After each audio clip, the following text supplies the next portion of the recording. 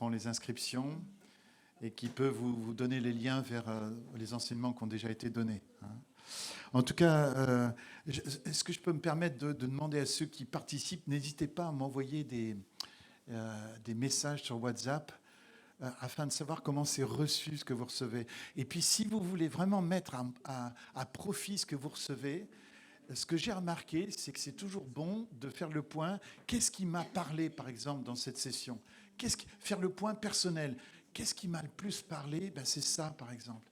Et le fait de reconnaître que quelque chose m'a parlé, eh bien, ça va encore plus profond en soi. Sinon, on est dans une situation d'auditeur passif. Essayez d'être le plus actif possible dans cette réponse-là.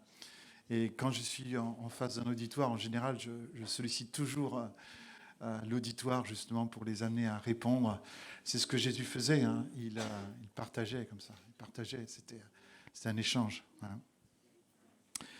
Hein. Ce week-end, j'aimerais vraiment partager le thème d'être, vous en doutez, d'être fils et fille, père et mère, biologiquement, mais aussi spirituellement, hein, afin que nous puissions tous entrer dans cette merveilleuse vocation. Moi, j'ai presque l'impression que mon ministère commence juste, en fait, et que toutes ces années, finalement, étaient une préparation. Hein. Un père, une mère, vous voyez, ne peuvent pas juste se référer à la biologie pour revendiquer leur rôle.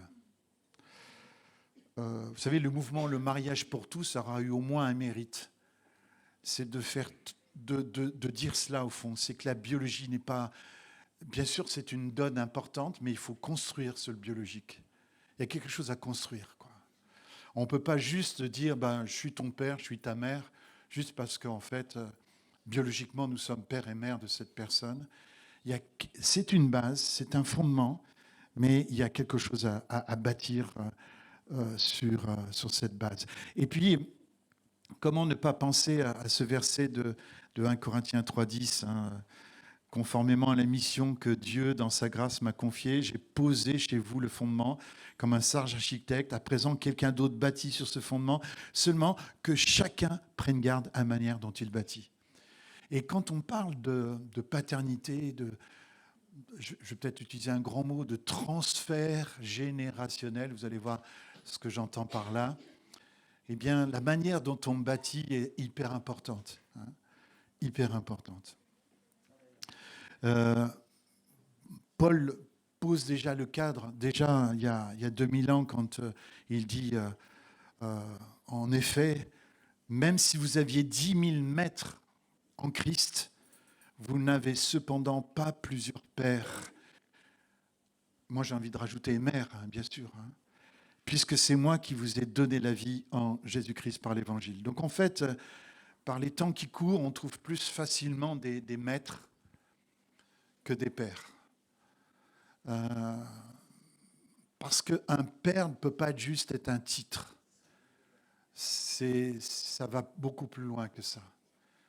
Un maître peut se revendiquer d'un titre, d'une position, mais un père, waouh.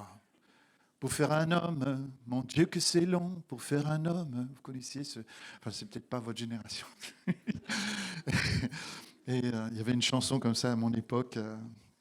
L'idée que pour faire un homme, c'est long, quoi. Pour faire un père, ça suppose un travail.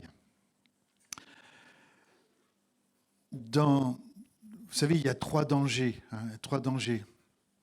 On peut être sous-alimenté spirituellement. Récemment, j'étais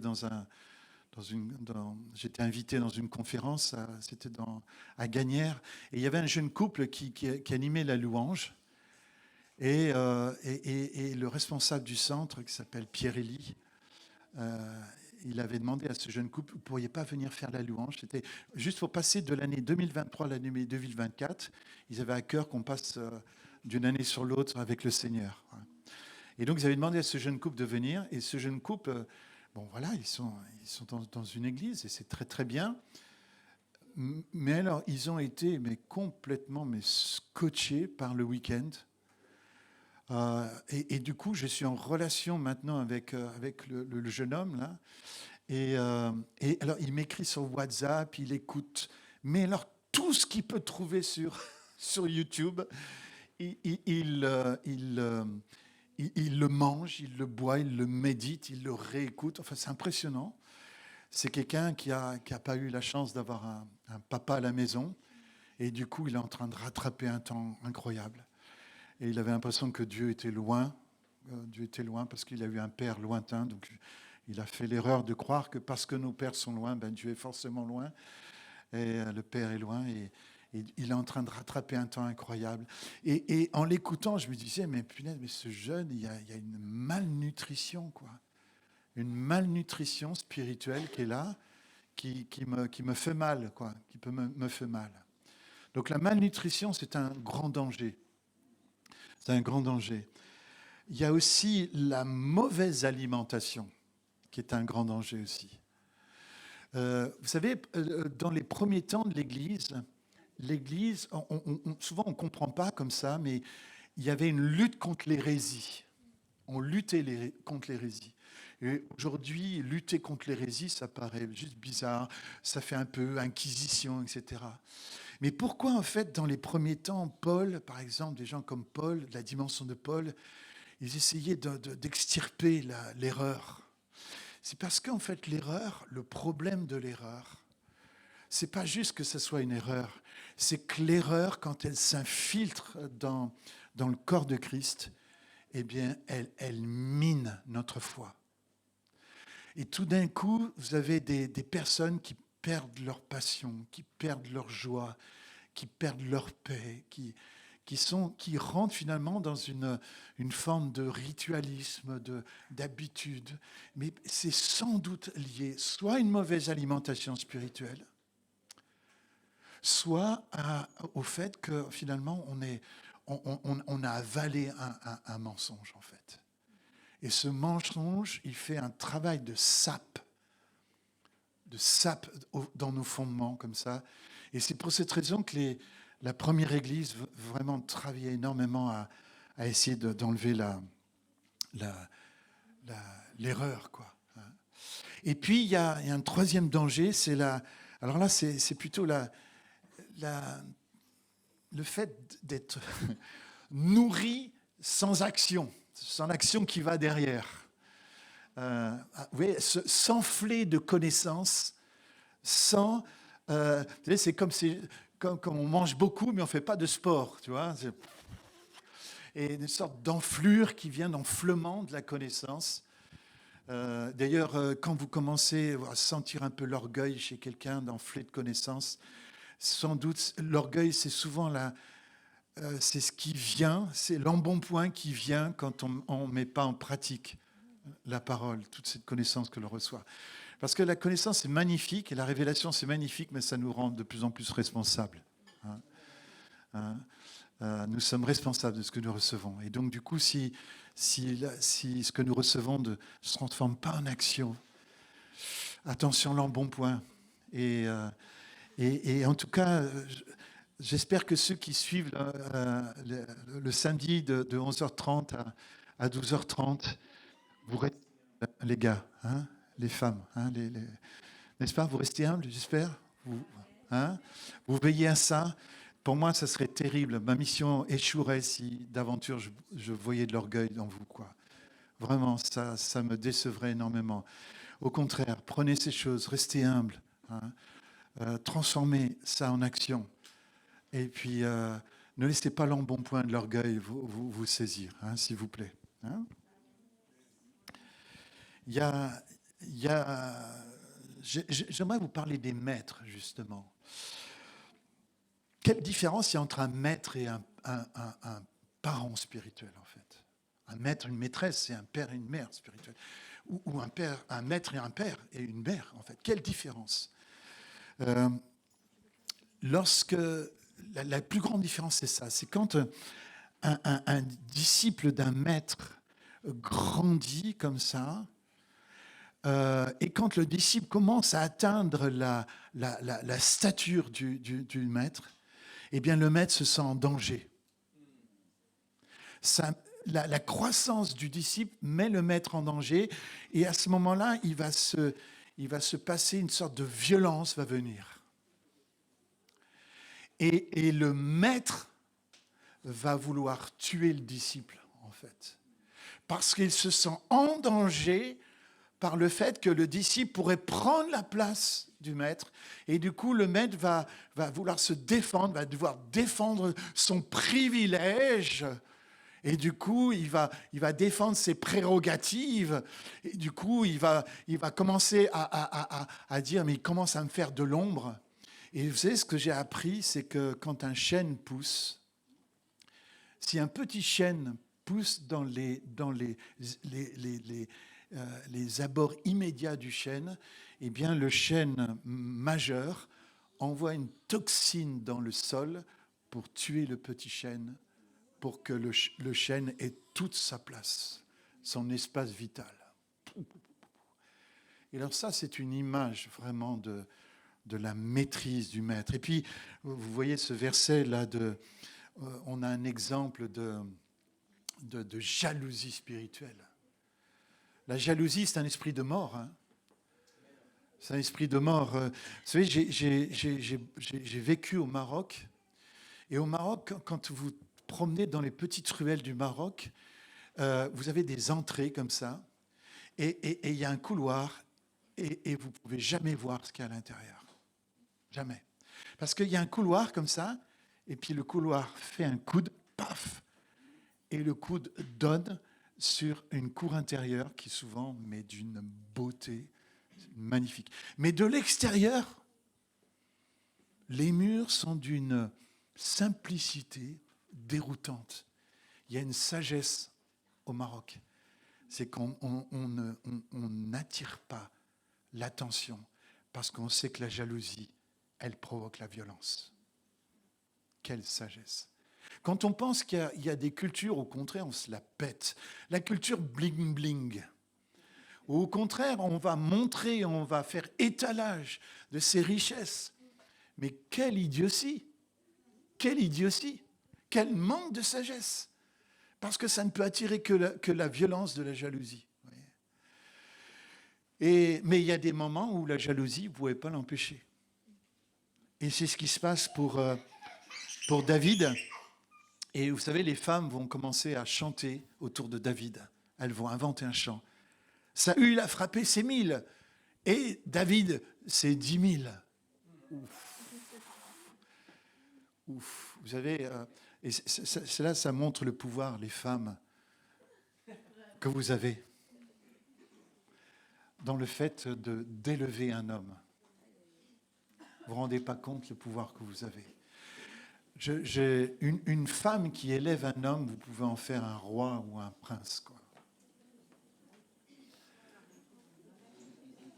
J'aime votre enthousiasme, les femmes. D'un coup, il y a une sorte de méditation, là, de dire, il veut me mener où, lui? Qu'est-ce qu'il y a, le piège? Non, il n'y a pas de piège.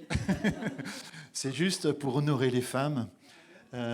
Pour la puissance qu'il y a dans le fait vous pouvez marier un loser et vous pouvez en faire un gagnant. Un jour, on raconte que Bill Clinton était avec sa femme et ils arrivent dans une station-service et puis le gars de la station-service il sort et Bill Clinton, il dit à sa femme, tu vois, chérie, si tu avais épousé ce gars, bah, tu serais dans une station-service aujourd'hui. Elle dit, non, chérie, si j'avais épousé cet homme, lui, il serait président des États-Unis.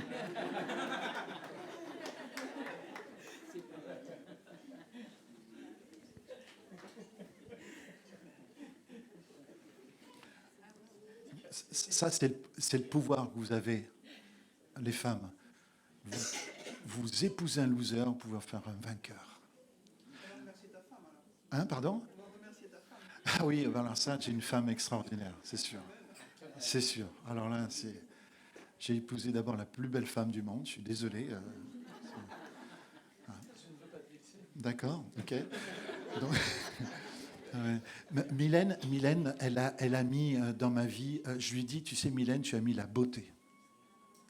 Tu as mis la beauté par ta personne dans ma vie. Et puis, c'est une décoratrice incroyable, quoi. C'est fou. Ouais, c'est beau, hein, chez nous. Hein. Ouais. Alors, elle me dit, ben, Pierre, on va faire comme ça. Alors, moi, je réalise. Ouais, je suis les petites mains, quoi. Hein, les petites mains de Mylène, mais elle me dit, bon, ça, c'est comme ça. Puis là, je suis en train de refaire un grenier. Elle me dit, bon, ben, ça sera comme ça, comme ça, comme ça. C'est elle qui donne les ordres, quoi. J'exécute, quoi.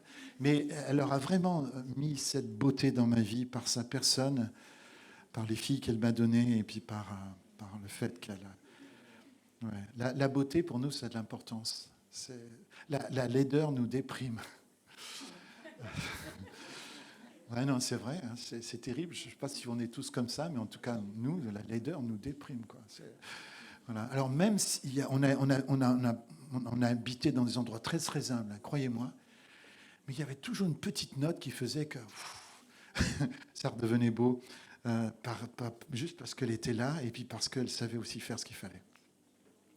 Et donc, eh bien, ce Saul, le roi Saul, il est dit dans 1 Samuel 18, il regarda David avec malveillance à partir de ce jour-là et par la suite. Ouais, ça c'est terrible. Hein. Alors David vous connaissez l'histoire, il va éviter toutes les attaques, va fuir même la persécution de Saul. Vous savez, même à un moment donné, il va avoir la vie de Saul entre ses mains. Vous vous rappelez, dans la caverne, là. Et il va lui montrer qu'il avait la vie du roi Saul entre ses mains et qu'il n'en a pas usé. Mais malgré tout, Saul va continuer à le persécuter jusqu'à ce que la situation atteigne son point culminant lors de la bataille de Gilboa, où finalement Saul va perdre la vie. Mais quand on regarde, en fait, c'est une folie, quoi. Le roi Saul s'est laissé entrer dans une folie de jalousie. Il a jalousé un disciple, quoi. Il a jalousé un fils. Il a jalousé quelqu'un qui grandissait à sa stature. Voilà. Et ça a été Et vous savez qu'il y a eu un moment donné, où même Saul a été parmi les prophètes, vous savez, puisque en fait, Saul envoie des gens pour tuer David. Vous vous rappelez ? Une première partie, une deuxième partie de gens, et puis finalement il dit, mais punaise, mais c'est des incapables. Je vais y aller moi-même. Il y va, il se retrouve parmi les prophètes, puisqu'il a appris que David était parmi les prophètes. Et là, le Saint-Esprit tombe sur lui, comme d'ailleurs pour les autres. Et Saul va être visité au sol, va être tellement secoué par la présence de Dieu qu'il va être dénudé. Là, on ne sait pas s'il va être dénudé à demi ou complètement. En tout cas, Dieu va mettre à nu Saul. Mais ce qui est triste, c'est quand Saul se relève, ses intentions de meurtre, quelque temps après, il les récupère. Et ça, pour notre monde charismatique, c'est important. Parce que dans le réveil que j'ai connu, on m'a fait le reproche. On m'a dit, mais si c'est vraiment Saint-Esprit qui touche les gens comme ça, les gens devraient changer. Ben, je dis, lisez l'histoire de Saul et vous allez comprendre. Chaque visitation de l'Esprit, c'est une chance qui nous est donnée pour changer. La bonté de Dieu nous pousse à la repentance. Mais si la bonté de Dieu ne nous pousse pas à une meilleure repentance, alors nous relevons de la visitation et nous reprenons nos anciens schémas de pensée. Quelque part, si après une visitation de l'Esprit, nous n'avons pas changé, ce n'est pas à cause du Saint-Esprit. C'est parce que nous n'avons pas saisi l'occasion de voir ce que le Seigneur avait à nous dire. Moi, je me rappelle, il y a eu un temps, j'étais tellement inquiet dans mon église, j'étais tellement inquiet en tant que leader. Et tout d'un coup, le Saint-Esprit est venu et on a été visité par le Saint-Esprit. C'était magnifique. Et tout d'un coup, mais j'ai dit, mais il règne. Pourquoi tu t'inquiètes, Pierre ? Il règne. Et ça a été une repentance pour moi. Parce qu'en fait, mon inquiétude était devenue une sorte d'idole, en fait. C'est devenu un péché. L'inquiétude est devenue un péché. Et là, du coup, de voir sa majesté, je dis, mais il règne. Et j'arrêtais pas de proclamer, il règne, il règne. Et alors, c'est toujours extraordinaire dans ces visitations, parce que les gens disent des choses, ça ne veut rien dire pour les autres. Mais alors, pour celui qui les dit, wow. Moi, j'ai vu un jour quelqu'un jouer comme s'il jouait avec des petites voitures. Ça fait bizarre, un pasteur, tout ça, qui joue comme ça, par terre, avec des petites voitures. Alors ça aussi, on a beaucoup jugé le mouvement d'esprit sur l'apparence. Sur l'apparence. Je dis non, ne jugez jamais sur l'apparence. Interviewez les gens. Je suis allé l'interviewer après. Je dis, mais qu'est-ce que tu faisais tout à l'heure là? Tu joues aux petites voitures comme ça. Il dit, tu sais, quand tu as prêché, tu as dit, je te redonnerai les allées que le Yélek, le Gazam, le Hazil ont dévoré. Trois vagues de destruction. Je te redonnerai ces années-là. Et là, le Seigneur m'a redonné ces années de mon enfance où je n'ai jamais joué pendant mon enfance. Et là, dans la présence de l'Esprit, j'ai joué avec papa. Waouh! Waouh! Et dans le jeu, il y a l'apprentissage de la grâce. Il y a le contact avec la gratuité, la joie. Et le Seigneur lui redonnait ces années-là. Et vous savez, ce mouvement de l'esprit a été jugé parce qu'on a dit, ouais, il y a des gens qui jouaient par terre, voilà. Comment ça peut être du Saint-Esprit? On oublie d'interviewer les gens. Hein.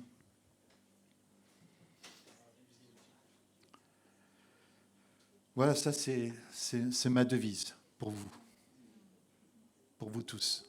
Que mon plafond devienne votre plancher. Puis je prends l'habitude de dire maintenant, n'en profitez pas pour me piétiner, d'accord? Que mon plafond, que mon max devienne votre minimum. Et ça, c'est une parole de Père. Ça, c'est une parole de Père. Et je sais que Rémi et Emmanuel, ils ont ça. C'est leur ADN. C'est ce qu'ils ont reçu aussi. Et que ça devienne vraiment l'ADN de ce mouvement, de cette église organique qu'est la MPN. Un père, quand il voit son disciple arriver à sa stature, et puis gentiment le déplacer, il y a de la joie. C'est ça la différence entre un père et un maître.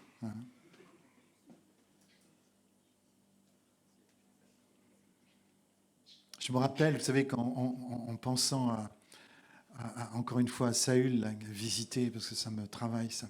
Vous avez lu le théâtre sacré des Cévennes. Vous savez que dans les Cévennes, il y a eu un réveil incroyable. Hein, au tournant du XVIIe et du XVIIIe siècle, un réveil incroyable. Où on parle des prophètes, hein, carrément des prophètes. Il y avait du prophétisme. On prophétisait dans les berceaux à cette époque-là. Et en France, il y avait deux langues. Il y avait la langue d'Oc, c'était la langue du Sud, et la langue d'Oïl, voilà.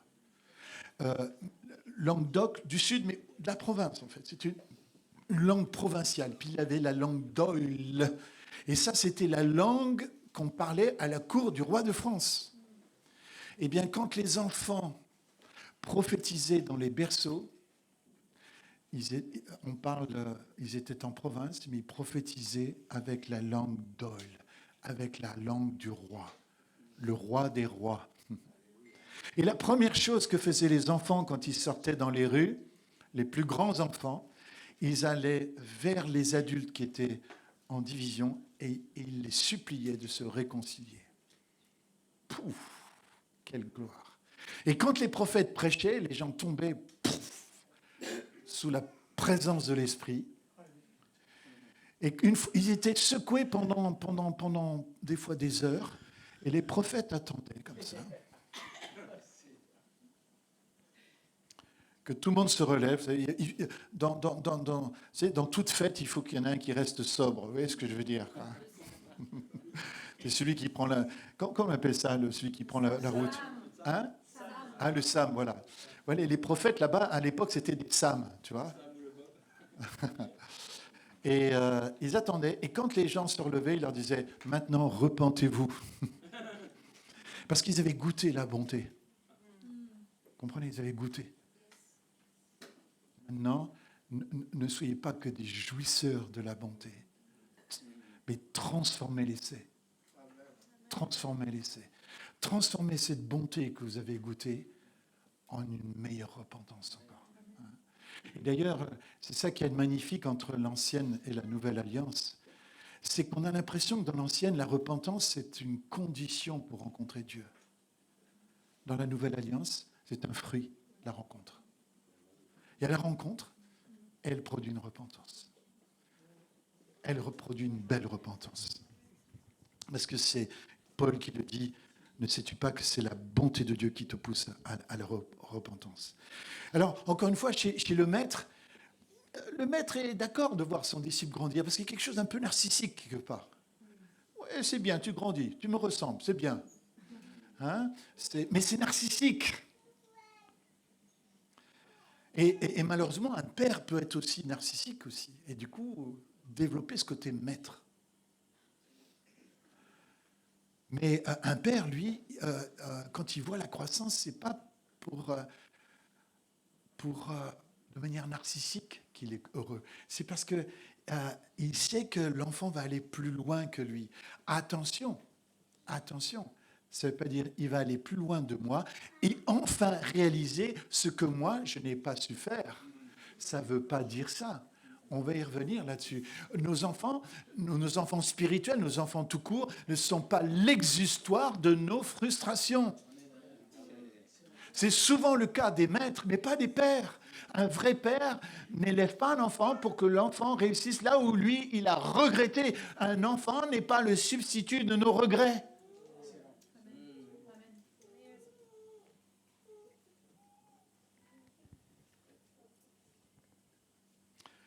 Nos enfants ne sont pas des faire-valoir. Et justement, une réflexion de père, vous l'avez ici.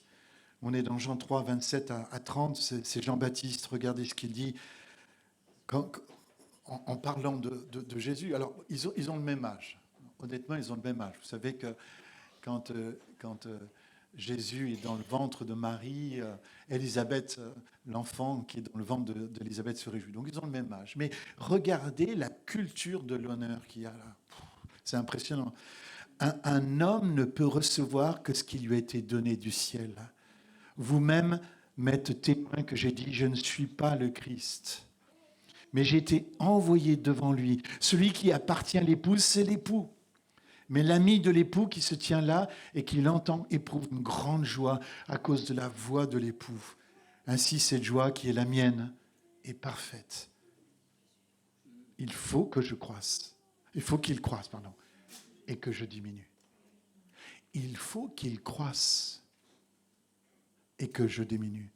Un père ne doit diminuer qu'une fois que les enfants ont cru, ont grandi. Pas avant. Moi, j'ai vu ça quelque part des fois dans l'église, des fois. C'est une sorte de... On crée une vacuité, on crée un vide. Puis on dit, ben, les gens vont grandir dans le vide. Non. Non, c'est pas vrai, on ne grandit pas dans le vide. Alors, on peut laisser de la place, ça c'est hyper important de laisser de la place, mais il faut quand même que quelqu'un soit en position de tutorat, de modèle, d'inspirateur. Il faut que vous soyez des modèles pour la génération. Mais ce n'est pas en vous disant, bah maintenant, allez, moi j'arrête et toi tu prends la place, que on va créer un nouveau leadership, on va fortifier la génération qui vient. Il faut qu'au contraire, il faut que la personne ait cru suffisamment et ait grandi suffisamment pour que vous commenciez à diminuer et lui laisser de la place, effectivement. Mais ce n'est pas en créant un vide que tout d'un coup, on va avoir une sorte de génération spontanée de gens qui vont grandir. Hein, ça, c'est important de réaliser ça. Et j'aimerais vous parler justement d'un malentendu. Et peut-être ce week-end, vous allez m'entendre dire des choses Moi, je suis mais charismatique, mais alors jusqu'au bout des ongles, quoi. Euh, Jusqu'à l'os. Je suis charismatique jusqu'à l'os. Euh, je suis convaincu que le Saint-Esprit n'est pas une fioriture du christianisme, c'est le christianisme. Je ne vois pas comment euh, le christianisme pourrait être le christianisme sans Saint-Esprit. Nous sommes tellement redevables à sa présence. Si le Saint-Esprit n'était pas là, nous ne serions rien du tout. Et j'honore le Saint-Esprit qui est aussi présent au milieu de nous. Et j'honore sa présence. Merci. Merci Saint-Esprit, merci Père et le Fils d'avoir envoyé le Saint-Esprit pour que non seulement nous puissions devenir chrétiens, mais que nous puissions surtout le rester. Parce que sans l'Esprit Saint, nous sommes mais rien du tout, rien de rien, rien de rien. Nous sommes des peaux vides.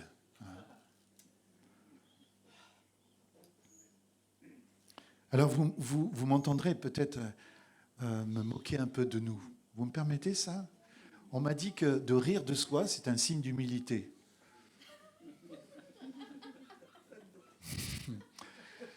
Moi, je pense que c'est important de pouvoir rire. Est-ce que vous riez un peu de vous-même des fois? Vous ne trouvez pas que nous sommes drôles?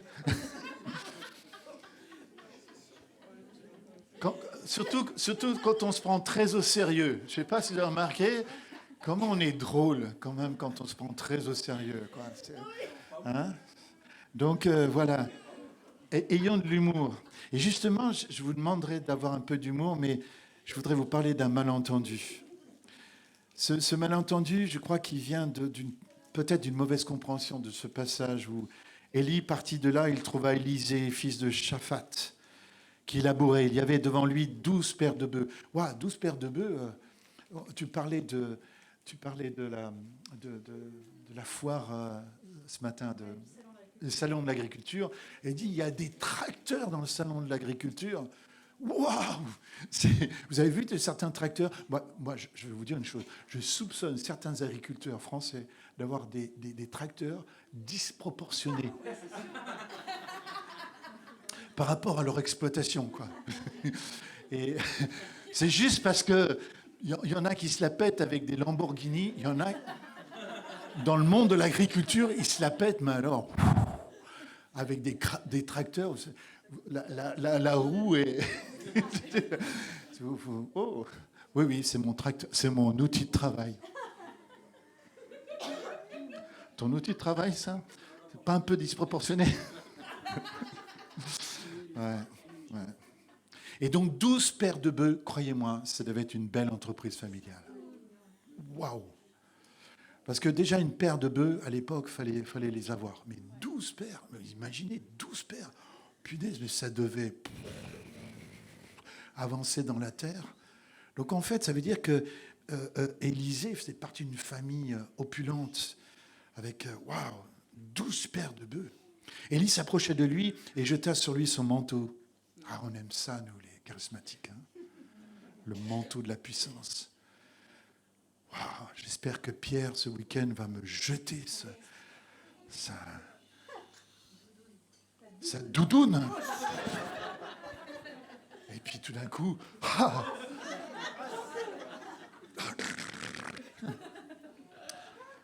va se prendre une châtaigne, quoi, une châtaigne.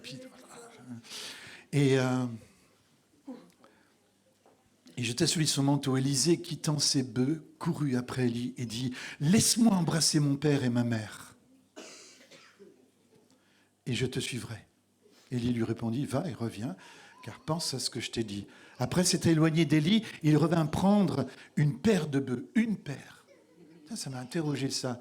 Il a 12 paires de bœufs, il n'en prend qu'une. À mon avis, il devait être l'aîné d'une famille nombreuse. Et il récupère sa double portion. J'en conclus qu'il devait y avoir... Enfin, il y a des mathématiciens au milieu de nous. Si, en prenant une paire de bœufs sur 12, il prend la part de l'aîné qui est la double part, combien il avait d'enfants? Combien il avait de frères? Et du coup, c'est ça qui se passe. Il va offrir son outil de travail. Avec l'attelage des bœufs, il fit cuire leur chair et la donna à manger au peuple. Vends tout ce que tu as et suis-moi. Comment, Seigneur, je peux te suivre? Eh bien, vends tout ce que tu as, fais aumône aux pauvres et suis-moi. Même, même structuration. Puis il se leva, suivit Élie et fut à son service. Élie, vous le connaissez dans la Bible, c'est le prophète maniaco-dépressif. Hein. On n'est pas tous égaux psychiquement, les amis. Hein. On a tous des faiblesses. Mais ce qui est beau, c'est de voir que le Seigneur nous utilise malgré nos faiblesses, en fait. Malgré des fois une chimie du cerveau qui n'est pas géniale. Moi, je suis convaincu que de louer le Seigneur, que d'aimer, que de vivre dans l'harmonie, ça peut rebalancer notre chimie du cerveau. Mais il y a aussi des cas où le chemin est plus long vers la restauration. Et ce n'est pas pour autant que le Seigneur ne va pas utiliser des gens comme ça. Et Élie, c'est un homme de puissance, mais c'est incroyable. Puis tout d'un coup, il devient complètement dépressif devant Jézabel, quoi. Complètement découragé. Et d'ailleurs, ça, parlons-en. Vous savez, on a souvent parlé du triangle démoniaque dans toute vie. L'orgueil, le sexe et l'avidité, l'amour de l'argent. Ça, c'est trois choses, c'est la triangulation qui guette toute personne que Dieu appelle. L'ennemi va essayer de le piéger dans l'orgueil, va essayer de le piéger dans les relations avec le sexe opposé. Il faut être très, très, très ouvert avec sa bien-aimée en couple. Il faut rester très vulnérable et reconnaître que nous pouvons tous être tentés. Hein. Et puis, l'amour de l'argent. Avoir de l'argent, ce n'est pas un problème, mais c'est être possédé par l'argent qui est un problème. D'ailleurs, le meilleur moyen d'être délivré de l'avidité, c'est d'être généreux. Le Seigneur nous a donné la libéralité justement pour ne pas être possédé par l'argent. Et quelle joie à donner. Quelle joie y a-t-il à donner plutôt qu'à recevoir. Mais il y a aussi deux autres dangers. La solitude et le découragement. Et Élie, il a connu les deux. La solitude et le découragement. Et puis, on connaît bien sûr la fin de l'histoire. Alors ça, nous, les charismatiques, on en a parlé de cette fin d'histoire. Et regardez le cri qui sort. Mon père, char d'Israël et sa cavalerie. Mon père, char d'Israël et sa cavalerie. C'est des mots qui suggèrent qu'Élisée avait poursuivi son ministère en tant que conseiller spirituel de la nation. Imaginez, il était devenu père de la nation. Et il était aussi représentant de la protection divine sur Israël. Parce que quand il y a une voix prophétique dans un pays, eh bien ça fait de lui un conseiller pour les rois, mais ça fait aussi de lui un protecteur. Pour nous, les charismatiques, eh bien, toute cette histoire, c'est les miracles, les signes, les prodiges. On dit, super, on va recevoir le manteau, puis on va recevoir la double onction, et on va faire des miracles, on va faire plus de miracles qu'Élie. Et effectivement, si vous regardez quantitativement, pas qualitativement, hein, mais quantitativement, Élisée a fait le double de miracles. J'ai envie de dire le double de miracle de son vivant, -1. Vous savez le dernier miracle qu'Élisée l'a fait? C'est quand ils ont roulé son corps dans une fosse, ils n'ont pas eu le temps de refermer la fosse parce qu'il y avait une invasion. Et il y a un des soldats qui a été tué et qui a roulé dans la même fosse qu'Élisée. Et au moment où le soldat a touché les os d'Élisée, le soldat s'est ressuscité, quoi. Mes amis, sans un corps, on ne peut pas être spirituel. Votre corps participe de votre spiritualité. Ne combattez pas votre corps, parce que sans un corps, il est impossible d'être spirituel. Et la preuve, c'est que l'onction, elle va jusque dans les os. Jusque dans les os. Et les os, c'est ce qui porte l'onction.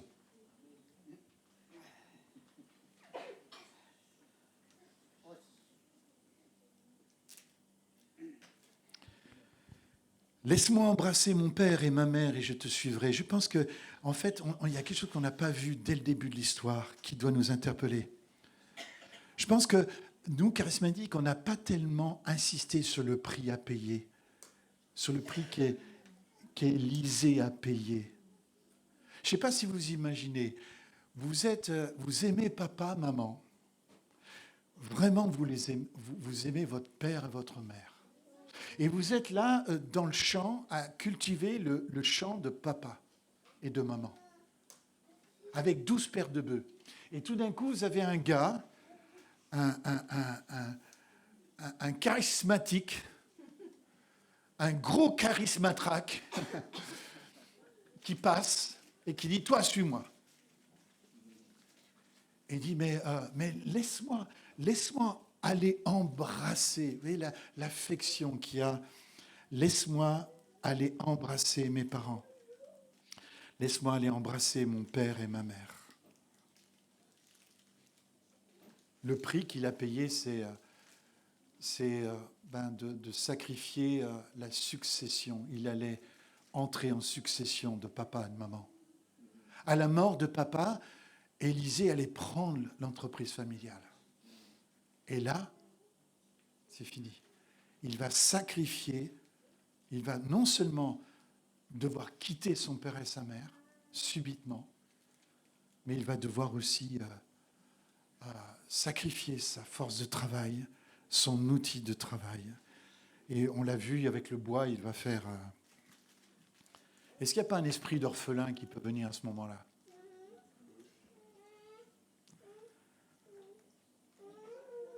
Et on voit qu'Élisée va aimer Élie. Élie va devenir son père de substitution. Je pense que Dieu est bon, tu vois, quand on a eu un père des fois défaillant, Dieu nous donne des pères de substitution. Et c'est bon d'avoir des pères et des mères de substitution. Et je crois que l'Église est donnée au monde afin de fournir des pères et des mères de substitution. Parce qu'il y a un réel besoin dans notre génération d'avoir des pères et des mères de substitution.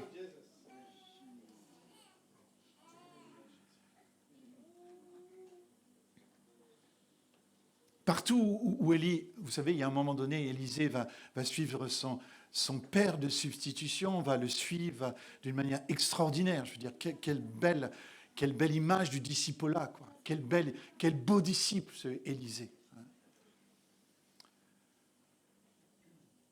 Il va aller dans les écoles de prophètes, et les écoles de prophètes ont dit, avec un sourire comme ça, « Hey, tu sais, regarde comment on est bon, nous, au niveau prophétique, tu sais que ton maître va être enlevé ?» Et ça n'a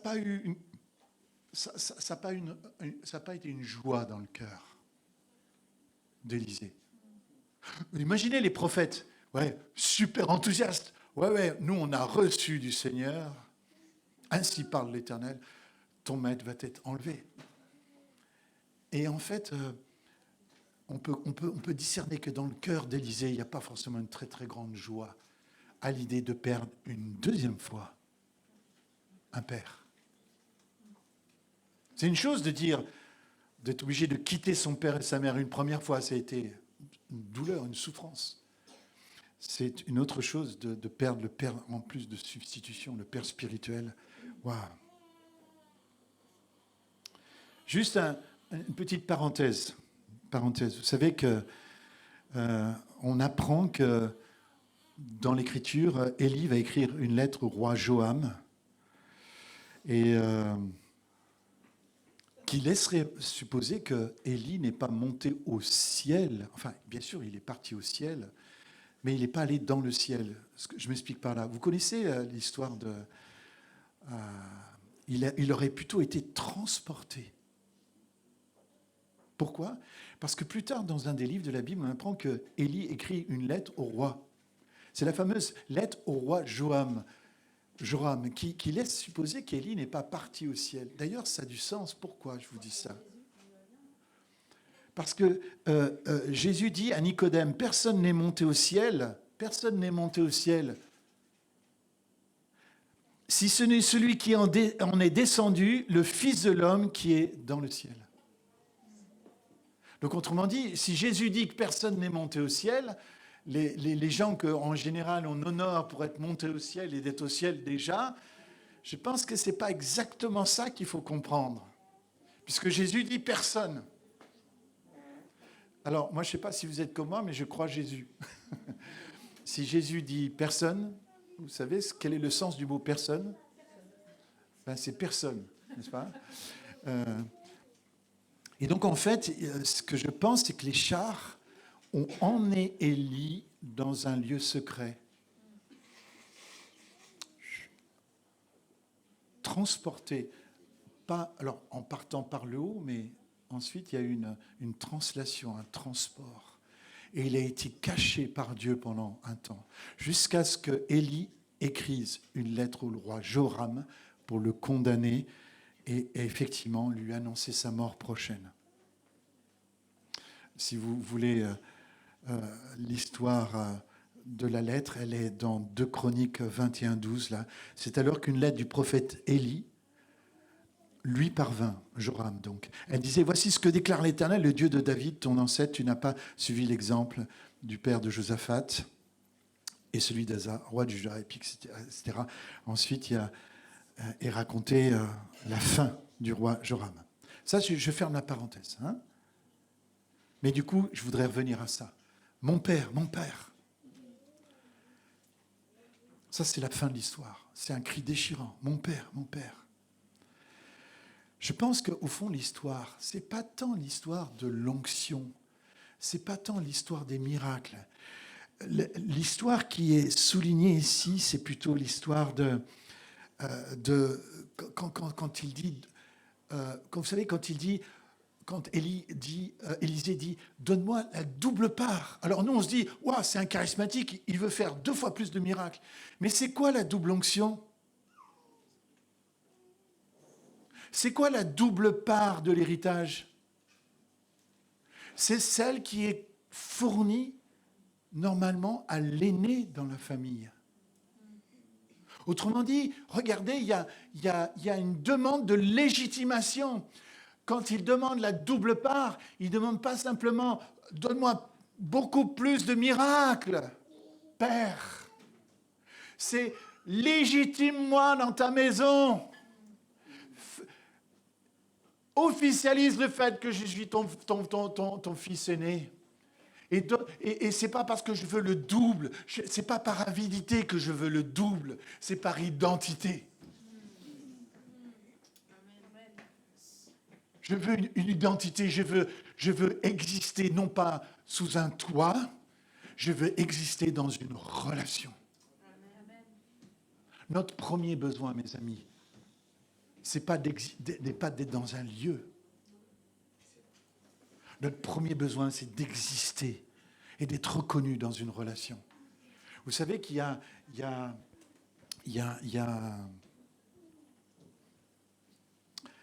un syndrome, c'est le syndrome de l'imposteur. Les gars, vous voyez ce que je veux dire, le syndrome de l'imposteur? Moi, j'ai eu ce syndrome-là en 2019. Juste avant que le Covid arrive, le Seigneur me conduit dans une association où je vais devenir chef de service, dans une association qui travaille dans le social. Et je passe l'entretien d'embauche. Et, et la personne, la directrice du territoire qui me reçoit, elle me fait parler sur mon parcours. Et moi, j'ai dit, je vais être cash. Je vais dire, voilà, je suis pasteur. Voilà ce que j'ai fait. Elle me dit, waouh, ben, dis donc, vous avez un parcours qui est pas banal, vous. Hein. Je dis, oui, oui, absolument. Mais je préfère être vrai avec vous. Vous sachiez qui vous avez en face de vous. Je veux pas qu'il y ait de malentendus, quoi, entre nous. Et puis d'un coup, je prends la place d'une personne normalement pour la remplacer. Une personne partie en dépression, parce que ce n'est pas des jobs faciles. Et vous savez, le job consiste à remettre des gens sur la trajectoire de l'emploi. C'est des gens très éloignés de l'emploi. Et mon travail a consisté avec une équipe. Alors, c'est beau, vous allez voir le symbole. J'avais 12 salariés sous mes ordres. Et on s'occupait de 70 personnes. Vous voyez, le clin d'œil du Seigneur, quoi. Clin d'œil du Seigneur. Mais les débuts ont été très difficiles pour moi, je vous l'avoue, parce que je nourrissais le syndrome de l'imposteur. Je n'avais jamais fait ce job avant. Comprenez? Jamais, jamais. Et du coup, si un jour vous démarrez un nouveau job comme ça, au début, vous vous dites, waouh, super, parce que chef de service, ça en jette un peu quand même, tu vois. Et du coup, mais tout d'un coup, tu es vite rattrapé par la réalité que c'est bien beau les titres, mais après, il y a un fonctionnement, quoi. Hein. Il y a beaucoup de gens qui veulent devenir patron, mais ils ne voudraient surtout pas l'être.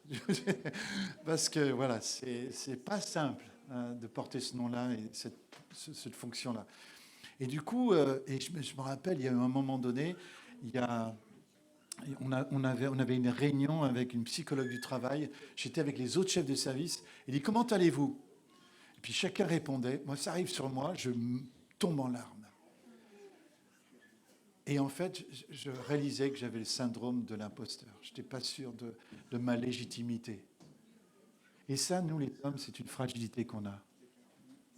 On a cette fragilité, on n'est pas sûr d'être le bon mari qu'il faut pour son épouse. On n'est pas sûr d'être le bon ministère qu'on doit être. Alors, vous savez ce qu'on fait, nous, quand on n'est pas sûr? On se la pète. Je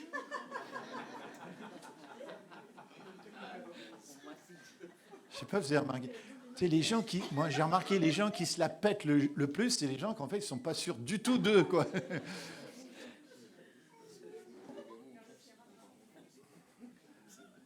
Je pense qu'il y en a qui voient de quoi je parle. Hein.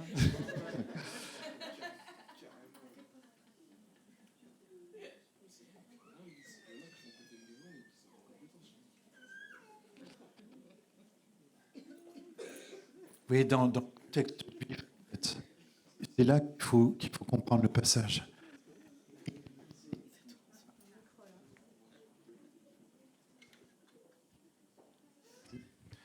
Élisée cherchait la légitimité de fils. Et c'est pour cette raison que des pères et des mères, vous devez légitimer les gens avec lesquels vous travaillez. Votre parole est légitime.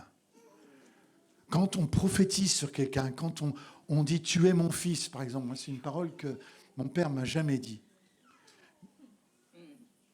Pourquoi c'est important de dire à un fils « tu es mon fils » ? Pourquoi c'est important de dire à une fille « tu es ma fille » ? C'est parce que la parole des parents, dans ces moments, elle légitime. Elles amènent une légitimité. Elles viennent renforcer un doute. Elles viennent renforcer là où il y avait un doute. Elles viennent amener un fondement. Il y a quelque chose vous savez, j'ai appris le sens de abracadabra. Vous connaissez le sens d'abracadabra? Hein? Le sens d'abracadabra, c'est de créer en parlant. Dieu crée en parlant. Et il nous a donné cette parole créatrice. Abracadabra. C'est pour cette raison que c'est tellement important dans toute situation où vous êtes dans un combat spirituel, de prononcer la parole. Et que vous deveniez, comme disait Jacques Chirac, acadabrantesque, que vous prononciez la parole du Seigneur dans des situations.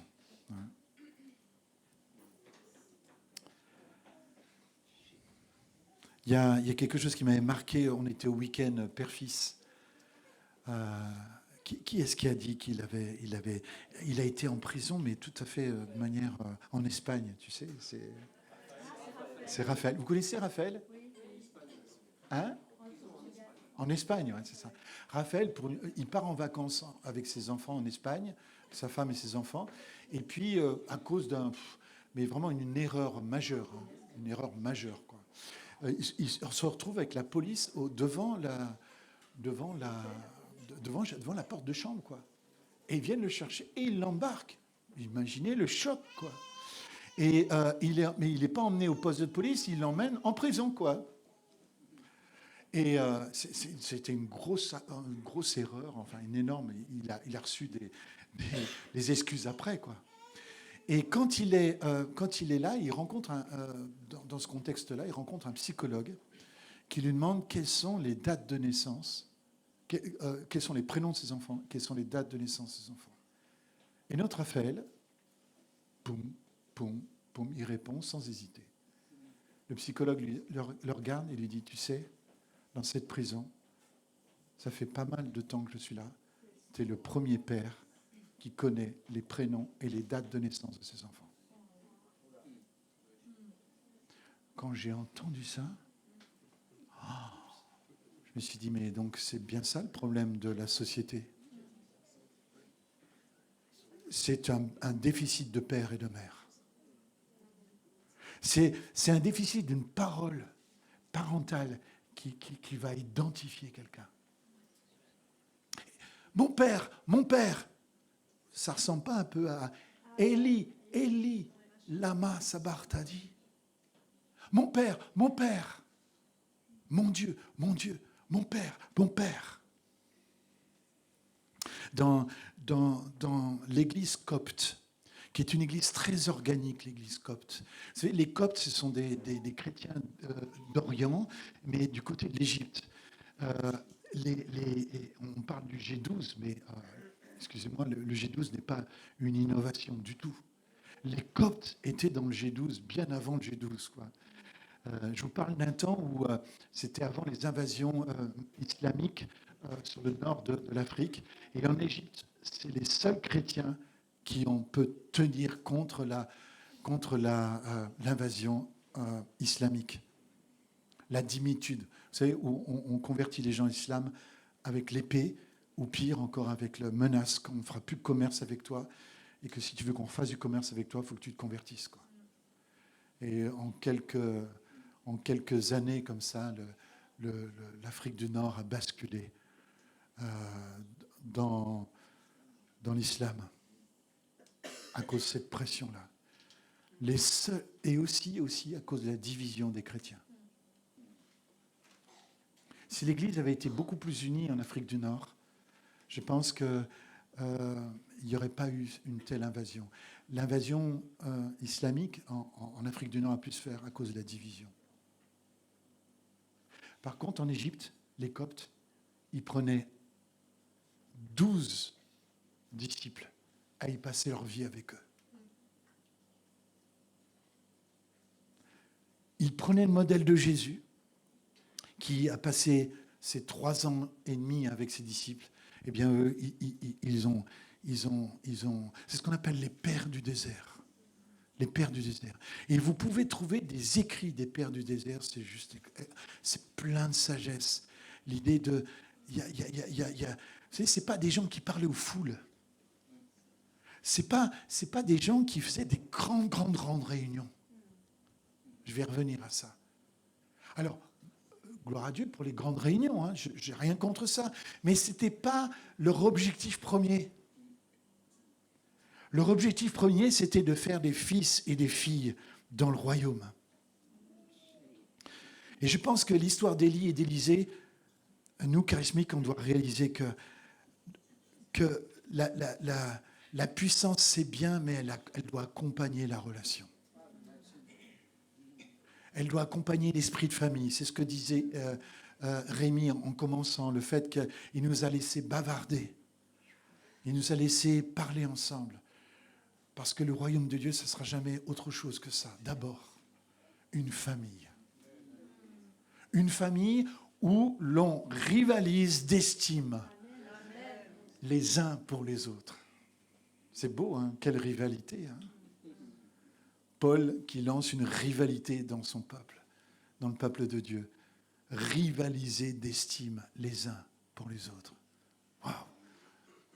Tu sais, Rémi, je t'estime. Alors, Rémi, non, Pierre, c'est moi qui t'estime. Non, Rémi, c'est moi qui t'estime. Non, c'est pas vrai. Je souhaite qu'il y ait de ce genre de dispute au milieu de vous. Moi, je l'ai vu en Égypte, ça. Je l'ai vu en Égypte. Un jour, j'étais avec un prophète égyptien, un homme extraordinaire. Il s'appelle Abdel Massieh Tawadrous, pasteur Gamal. Ça veut dire le merveilleux, pasteur Gamal. Et c'est un petit homme comme ça, mais un prophète extraordinaire. Et on a été très, très proches tous les deux. Et un jour, il m'emmène avec lui dans la ville, comme ça, et puis il me dit, reste dans la voiture. Je dis, tiens, pourquoi il prend ça? Et puis je le vois sortir de la voiture, traverser un petit square, et aller frapper à la porte de quelqu'un. Et du coup, le gars entre, le voit, et puis on voit, il y a de la joie comme ça. Tu sais, il est très démonstratif, tu sais, de voir. Et le pasteur Gamal, il est là devant. Et puis je le vois, tu sais, le gars le saisir par son corps, tout ça, pour le faire rentrer comme ça. Et pasteur Gamal qui fait comme ça. Et tout d'un coup, je lui dis, mais ils se battent. Punaise. Alors, moi, je commence à enlever la ceinture. Je dis, tu vois, je fais quoi? J'y vais pas. Putain, punaise, mais il a l'air en danger, quoi. Il a l'air en péril, quoi. Et tout d'un coup, je voyais, il faisait des mouvements en arrière comme ça, des grands mouvements en arrière, puis l'autre pied, il le ramenait. Je dis, oh là là, mais là, si je le vois lever le poing, je me lève, quoi. J'y vais, quoi. Je ne peux pas le laisser. Je ne peux pas assister à une scène de violence comme ça, quoi. Et puis, d'un coup, il arrive à se détacher comme ça, et puis du coup, il rentre comme ça. Hein. Puis le gars, tu sais, il avait un visage comme ça. Putain, le gars, waouh! Tiens, il n'a pas l'air cool, le gars. Et le pasteur Gamal arrive, comme ça, un peu essoufflé.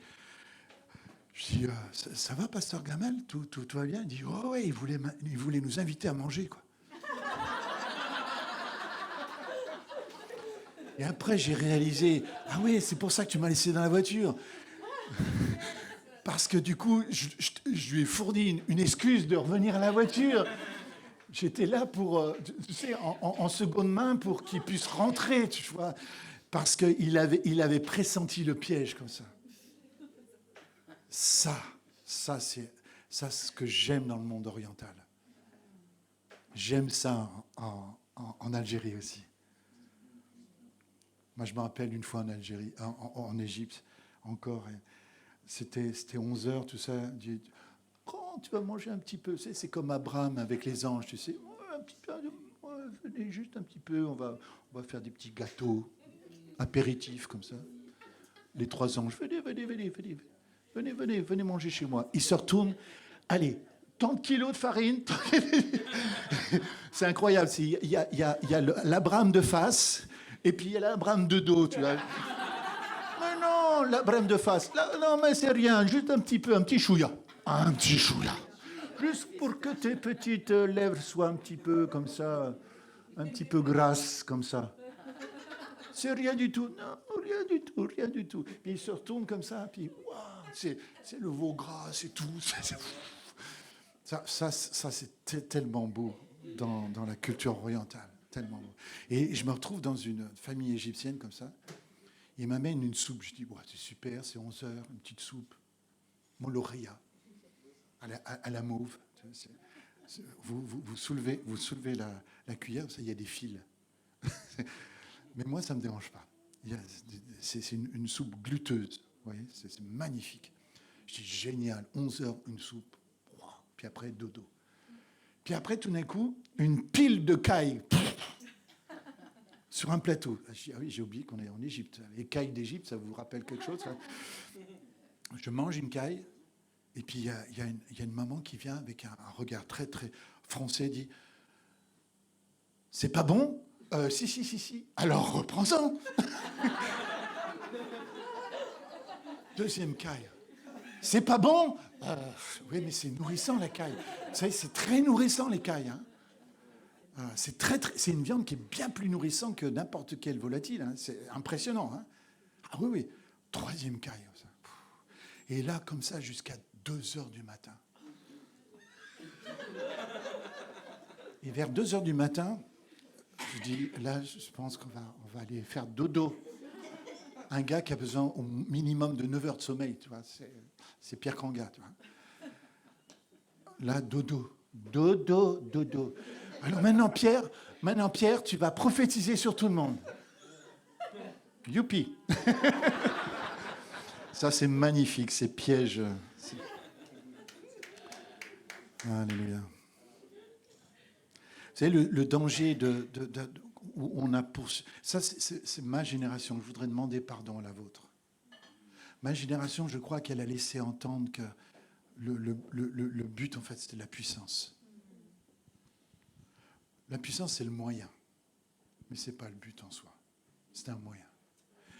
Le but, c'est la relation. C'est de vivre en famille. C'est d'agrandir la famille. C'est de remplir la terre. Et Dieu donnera les miracles pour ça, pour accompagner ce mouvement. Mais ce mouvement doit être un mouvement familial. Et le danger, vous savez, quand on insiste trop que sur les miracles, c'est de vouloir se faire un nom. Il vaut mieux faire un nom à des fils et des filles spirituelles que nous, globalement, de se faire un nom. Notre identité ne peut pas être là, dans un nom. Notre identité, elle est dans le fait que nous faisons des fils et des filles spirituelles, des disciples. C'est ça, notre joie, elle est là. Notre joie, elle est vraiment là.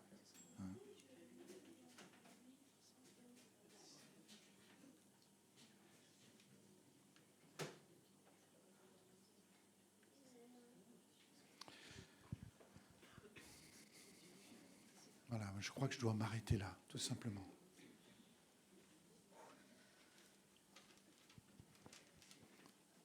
Je voudrais qu'on recapte quelques instants. Qu'on recapte le cœur de quelque chose. Nous avons peut-être, je ne sais pas, est-ce que vous aviez lu Élisée de cette manière? Ou est-ce qu'on n'était pas, nous, victimes de notre charismatisme? Ou le quantitatif nous a fascinés. Et ça, honnêtement, c'est un signe de notre immaturité. Alors qu'en fait, ce qui aurait dû nous fasciner, c'est le qualitatif, le cri pour la qualité, le cri pour la reconnaissance, le cri pour la légitimité. Mon père, mon père, mon père, mon père. Non, t'en vas pas. Non, écoute, ça m'a coûté tellement de laisser papa, maman. Je t'ai trouvé, et là tu pars. Puis arrêtez les prophètes de me dire que mon père va être enlevé. Je le sais. Mais quelle joie ça peut me donner? Ouais, mais tu te rends compte, tu vas prendre sa place. Et tu vas faire le double de miracle. Ouais, double de miracle, double de responsabilité. Vous croyez que ça me va? Double de responsabilité. Vous croyez que c'est ça le kiff? Non, moi, ce que je cherche, c'est une relation. Moi, ce que je recherche, c'est d'exister vraiment dans une relation. Avec quelqu'un dont ma croissance ne va pas mettre en danger. Mais au contraire, ça va le mettre dans la joie. Dans la joie.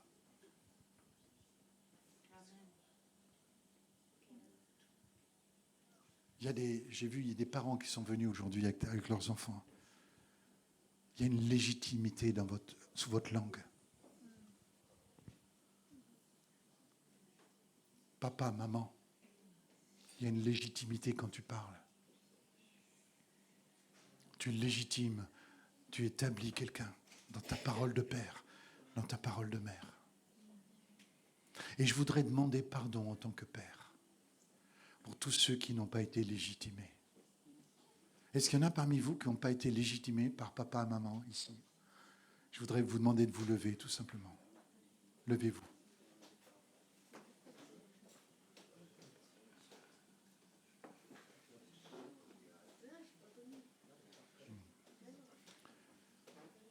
Je voudrais que vous me voyiez, mais en même temps, je voudrais m'agenouiller. Je voudrais que vous me voyiez, mais je voudrais aussi m'agenouiller devant vous. Alors, vous me regardez quelques instants, puis après, je vais peut-être disparaître parce que je vais m'agenouiller, d'accord? Mais vous entendrez ma voix. OK?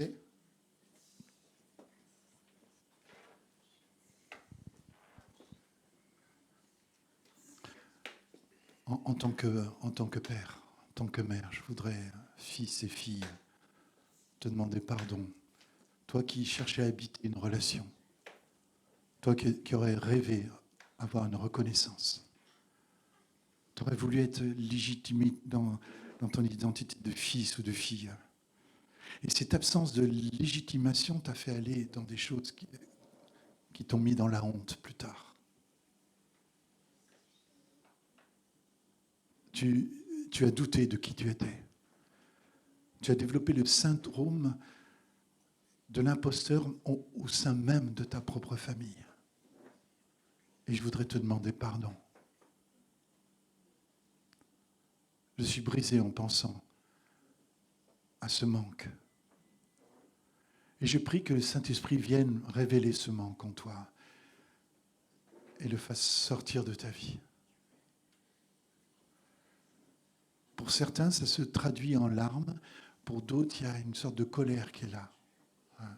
Je vois aussi dans certains yeux de la colère. Tu en as voulu à papa, tu en as voulu à maman mon père, maman, char d'Israël et de sa cavalerie. Et je reconnais ce que ça a pu créer comme dégâts au niveau de ton identité. Et je prends aussi la part, et ceux qui auraient pu vivre ça dans le ministère aussi, je demande pardon. Dans le ministère aussi, je demande pardon pour tous ceux qui n'ont pas eu cet affermissement, qui n'ont pas joui de cette relation. Et je sais ce qui s'est passé. Pour certains d'entre vous, quand vous n'avez pas été affirmé, alors vous avez choisi le chemin de l'indépendance. C'est trop dur, cette histoire de paternité. Moi, je ne veux plus de ça. Je vais devenir un maître moi-même et je vais être mon propre maître. Et je vais servir Jésus. Et que Jésus, j'en ai marre de ces histoires d'église, j'en ai marre de ces histoires de relations. C'est trop difficile. Et du coup, je vais suivre Jésus et Jésus seul. Non. Mais ça, c'est le cri de colère légitime que j'entends. Mais le Seigneur a plus que ça. A mieux pour toi que la solitude et le découragement. Et je voudrais demander pardon pour toutes les fois où ma génération, où des pères et des mères m'ont amené cette solitude, ce découragement, cette absence de légitimité. Et je vais vous demander de donner quelque chose que vous n'avez pas reçu. Vous allez vous tourner vers quelqu'un, vous allez le prendre dans vos bras. Allez-y. Puis vous allez affirmer cette personne. Allez-y. Allez-y. Vous prenez cette personne dans vos bras et vous dites les paroles que vous auriez aimé entendre. Et je voudrais suggérer une parole qui est très puissante. Tu es mon enfant en qui je mets toute mon affection. Tu es un fils, tu es une fille en qui je mets toute mon affection. Affermissez, proclamez. Donnez ce que vous n'avez pas reçu et en donnant, vous recevrez. C'est en donnant que l'on reçoit. Nous le faisons prophétiquement, mais nous recevons en même temps.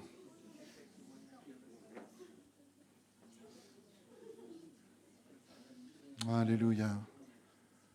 Je vois une maman là qui prend des gens dans ses bras. Hein, la maman avec le béret bleu là. Hein, c'est beau. Alléluia. Alléluia. Soyez légitimés. Bienvenue dans le monde. Bienvenue dans le monde, fils et filles. Jésus a dit, je suis venu afin que vous ayez la vie, que vous l'ayez en abondance. Je vous accueille dans ce monde. Et au nom de Jésus, que les années que le Yélek, le Gazam, le Asile ont dévorées vous soient restituées. Que ce soit dans le jeu, que ce soit dans la gratuité, dans la joie, dans l'affirmation d'un père et d'une mère. Recevez ces choses maintenant, au nom de Jésus-Christ.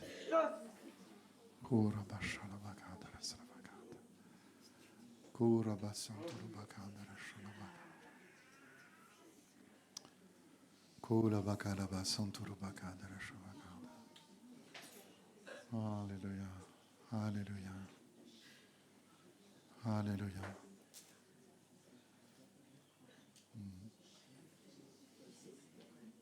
Alléluia.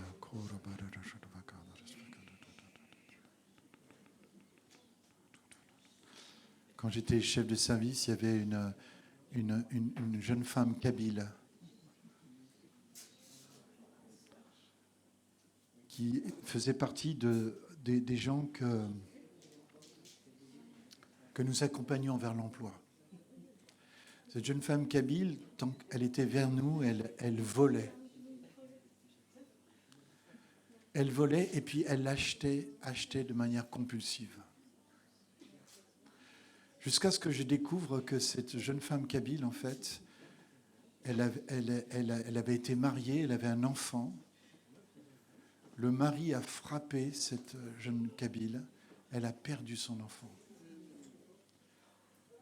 Et le mari a pris tous les biens du couple et a disparu. Qu'est-ce qu'essayait de faire cette jeune kabyle? Elle essayait en dépensant. C'était un cri pour la restitution de tout ce qui lui avait été pris, comprenez? Elle n'arrivait pas à se discipliner, à arrêter. Alors un jour, je l'ai fait venir dans mon bureau, je lui ai dit, j'ai appris ce qui vous est arrivé, je voudrais vous demander pardon de la part de ce mari. Et je voudrais vous dire que je suis tellement blessé moi-même à l'idée que ce que vous avez vécu.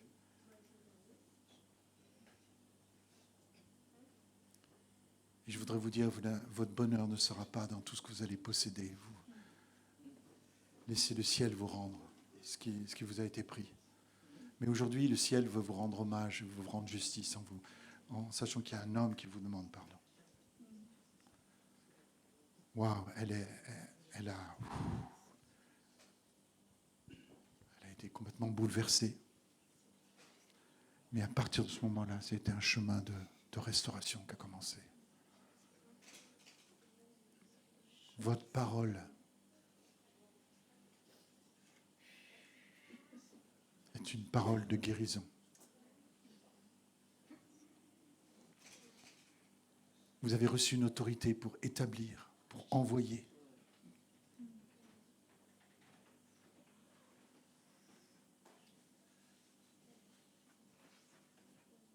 Soyez des parents biologiques qui devenez des parents spirituels pour vos enfants. Et soyez aussi des responsables. Là où vous êtes dans votre ministère, j'aime les évangélistes. Un jour, je vous parlerai du royaume de Dieu, mais je voudrais en aucun cas que le royaume de Dieu éteigne votre passion pour les âmes. Parce que j'ai vu ce danger aussi. Quand on parle du royaume de Dieu, le danger, c'est des fois de perdre un peu la vision qu'il y a un monde qui se meurt à côté de nous, quoi. Donc, gardez la passion des âmes. Gardez cette compassion, cette empathie pour les âmes qui se perdent. Et c'est ce que j'ai vu chez toi, mon cher Rémi. C'est ce que j'honore. cette passion des âmes. Je trouve ça, c'est un tel beau cadeau, quoi. Ça te tient éveillé, ça te porte, ça te tracasse.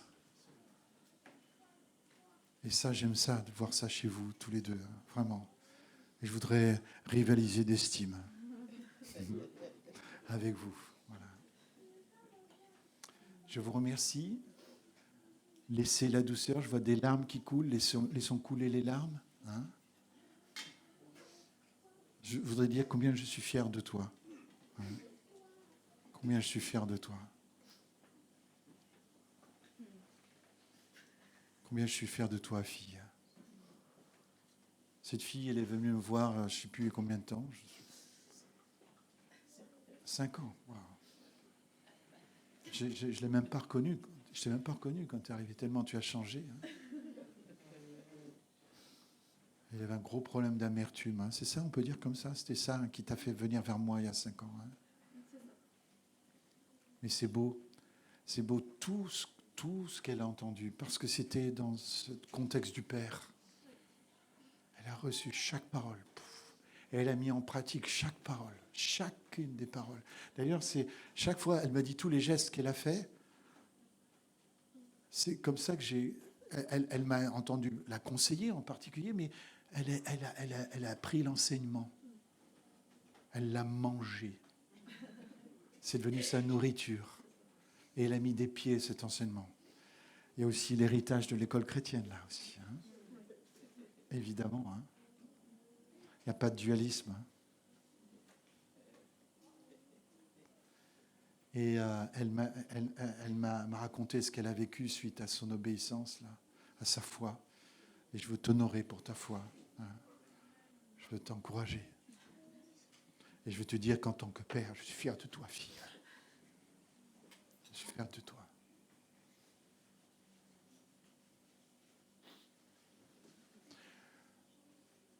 Tu es qui par rapport à elle? Son mari. Le mari, il est tellement reconnaissant. Hein.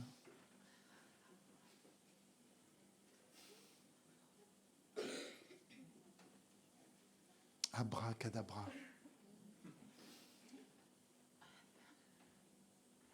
Ta parole est créatrice. Hein. Affirmie. Vous avez des enfants? Oui, hein. 2 déjà. Ils ont quel âge? 6 et 4. Affirmez-les. Une parole de père. Ce que tu n'as pas reçu, donne-le. Tu sais, mon père ne m'a jamais pris dans ses bras. Alors un jour, j'ai regardé dans la Bible comment un père s'y prend. Tu m'entoures par derrière, par devant et par derrière, et tu mets ta main sur moi. J'ai dit, Dieu est contorsionniste. Et du coup, j'ai pris l'enfant contre moi, comme ça. C'était Esther, je me souviens. Tu m'entoures par devant. Ah oui, tu m'entoures par devant, par derrière. C'est, j'ai compris. C'est-à-dire qu'en fait, le devant, ce sera ma poitrine, et je mets la main derrière, par devant, par derrière. Puis la main qui reste libre, sur la tête. Puis alors, je me trimballais dans la maison en disant, ça y est, je suis bibliquement correct.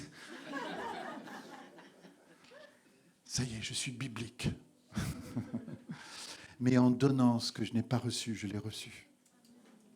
Ça, c'est la beauté du christianisme. C'est en donnant que l'on reçoit.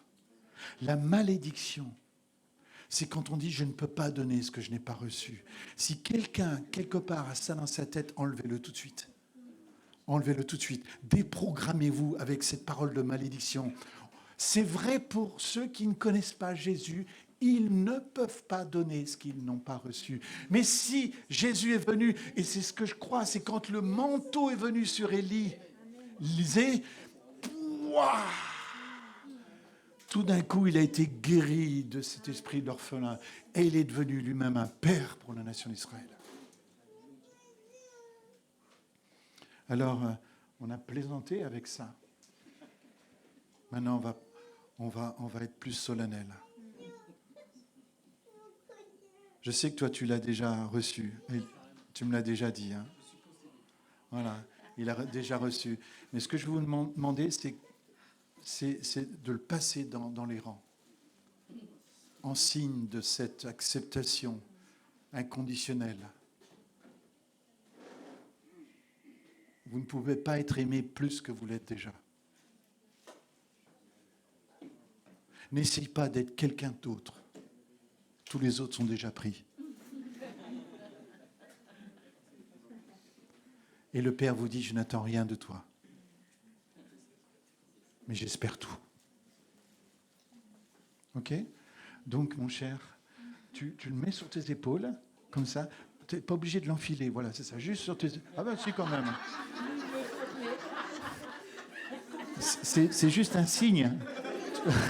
C'est pas un don, hein. C'est...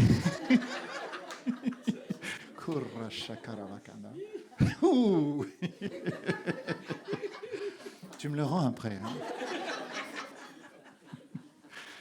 Il faut se méfier, hein, dans les milieux chrétiens, des fois. Je vous invite à être très très clair quand vous dites quelque chose. Alléluia, ouais, alléluia. Ce frère, il est chef de service. Je suis tellement fier de toi aussi. Moi, je l'ai vu avec les enfants et aujourd'hui, il travaille pour la protection infantile. Et je lui dis, tu sais, il me dit, je suis passé devant la justice parce qu'ils font une enquête sur moi.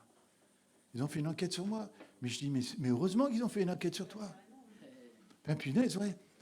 Je hais la pédophilie, mes amis. Si vous le saviez, mais au dernier point, ça me définit autant que l'amour que j'ai pour vous, c'est la haine que j'ai de la pédophilie. Et je dis, toi, veille sur ces enfants. Et je te le dis de la part du Seigneur, veille sur ces enfants. Et tous ceux que tu vas embaucher pour être au service de ces enfants, sois vigilant, mais sois vigilant. Quoi. Et pour les directeurs d'école aussi, soyez vigilants. Quoi. Vous demandez le casier judiciaire ? Super, super. C'est obligatoire, c'est très bien alors. Il y a une enquête sur vous. Alléluia. Alléluia. Alléluia. Amen. Oh, gloire à Dieu. Dis donc, si tu gardes ma truc là si longtemps, je ne sais pas si elle va pouvoir aller jusqu'au bout, tu vois. Alléluia. Voilà. Faites-le dans la liberté. Faites-le dans la liberté. On va terminer la réunion maintenant. Faites-le dans la liberté. Je laisse le micro à Rémi. Et merci pour votre écoute. Merci Pierre. On peut applaudir pour rendre grâce. Rendre grâce, ça veut dire merci en fait. Et quand on applaudit, on dit merci. Donc on peut encore applaudir. Amen. Hein? Alléluia. Je ne pense pas qu'il y en a une ou un parmi nous qui n'a pas commencé à chialer. Ça va pas tarder, le petit bouchon va sauter, comme tout le monde. En tout cas, je vous souhaite bon appétit pour ceux qui ne jeûnent pas. Gigi, tu jeûnes pas, tu vas manger aujourd'hui. Voilà, et puis détendez-vous. On se retrouve à 14h30. Hein? Allez, je laisse... Pour ceux qui le désirent, au niveau de la buvette, il y a des petits repas qui sont proposés, donc allez vous renseigner.